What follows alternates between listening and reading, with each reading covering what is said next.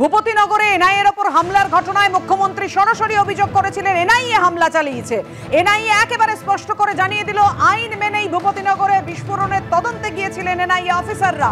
এনআইএর ভাবমূর্তি কালিমালিপ্ত করার চেষ্টা করা হচ্ছে। এনআইএর বিরুদ্ধে যে অভিযোগ করা হচ্ছে তা অত্যন্ত দুর্ভাগ্যজনক। আইন মেনেই ভূপতিনগরে বিস্ফোরণের তদন্তে গিয়েছিলেন এনআইএ অফিসাররা। এনআইএর ভাবমূর্তি কালিমালিপ্ত করার চেষ্টা করা হচ্ছে। এনআইএর বিরুদ্ধে যে অভিযোগ করা হচ্ছে তা অত্যন্ত দুর্ভাগ্যজনক। একেবারে আইন মেনেই তদন্ত করেছেন এনআইএর অফিসাররা এবং ভূপতিনগর বিস্ফোরণের তদন্তে গিয়েছিলেন এনআইএর আধিকারিকরা। কথা বলবো, আমাদের সঙ্গে রয়েছেন আমাদের প্রতিনিধি আবির দত্ত।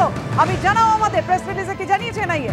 দেখো, এনআইএর তরফ থেকে সরকারিভাবে যেটা জানানো হলো যে অভিযোগ উঠেছে এনআইএর বিরুদ্ধে, যে সেখানে এনআইএর তরফ থেকে প্রভোগ করা হয়েছে, এই ধরনের অভিযোগ তোলা হয়েছে। কিন্তু এনআইএর তরফ থেকে স্পষ্টত বলা হচ্ছে যে আইন মেনে এবং যে তদন্ত তারা ইতিমধ্যে চালাচ্ছেন হাইকোর্টের নির্দেশে, সেই আইন মেনে তারা ইতিমধ্যে এই যে তদন্ত সেটা চালাচ্ছেন। এবং গতকাল তারা যখন ওই গ্রামে গিয়েছিলেন তখনও তাদের সঙ্গে সেন্ট্রাল ফোর্স এবং মহিলা সেন্ট্রাল ফোর্সের জওয়ানরা তারাও সেখানে ছিলেন এবং সম্পূর্ণভাবে এই যে সার্চ কন্ডাক্ট তারা করছিলেন সেই বিষয় নিয়ে তারা সংশ্লিষ্ট পুলিশের কাছেও তারা গিয়েছিলেন।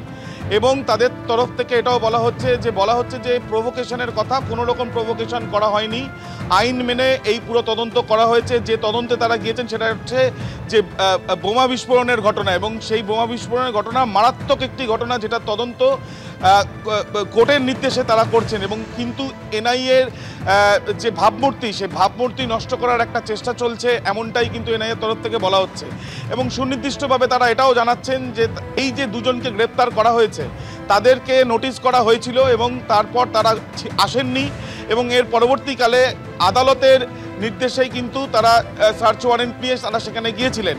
এবং এই যে গতকাল যেখানে আমরা দেখেছি তল্লাশি চালাতে গিয়ে এনআইএর উপরে যে হামলার ঘটনা, সেই বিষয়টাও কিন্তু সেখানে উল্লেখ করা হয়েছে যে এনআইএর একজন অফিসার তিনি আহত হয়েছেন।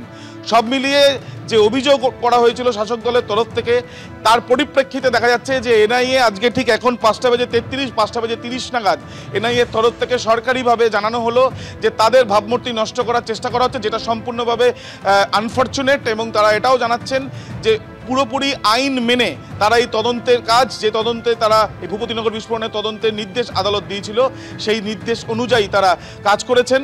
এবং দুজন ইতিমধ্যে গ্রেপ্তার হয়েছে এবং তাদেরকেও হামলার সম্মুখীন হতে হয়েছে। পুলিশকেও সম্পূর্ণ বিষয়টি জানাতে তাদের অফিসার সেখানে পৌঁছেছিল, সেই বিষয়টাও তারা উল্লেখ করেছেন। তুমি আমাদের সঙ্গে থাকো আবির। আইন মেনেই ভূপতিনগরে বিস্ফোরণের তদন্তে গিয়েছিলেন এনআইএ অফিসাররা। একেবারে স্পষ্ট করে দেওয়া হয়েছে এজেন্সির তরফে এনআইএর ভাবমূর্তি কালিমালিপ্ত করার চেষ্টা করা হচ্ছে। এনআইএর বিরুদ্ধে যে অভিযোগ করা হচ্ছে তা অত্যন্ত দুর্ভাগ্যজনক। বিবৃতি দিয়ে জানালো এনআইএ, আপনারা জানেন গতকাল যেভাবে হামলা হয় এনআইএর ওপর এবং তৃণমূলের পক্ষ থেকে একেবারে মারাত্মক বিস্ফোরক অভিযোগ করা হয়। মাঝরাতে বাড়িতে ঢুকে এনআইএ হামলা চালিয়েছে। সেখানে কি মহিলারা চুপচাপ বসে থাকবে? মহিলারা হামলা চালায়নি, এনআইএ হামলা চালিয়েছে। কিন্তু এনআইএর তরফে প্রেস রিলিজ করে একেবারে স্পষ্ট করে জানিয়ে দেওয়া হলো আদালতের নির্দেশে ভূপতিনগরে বিস্ফোরণের তদন্তে গেছে এনআইএর আধিকারিকরা।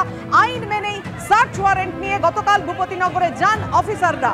এনআইএর ভাবমূর্তি কালিমালিপ্ত করার চেষ্টা করা হচ্ছে।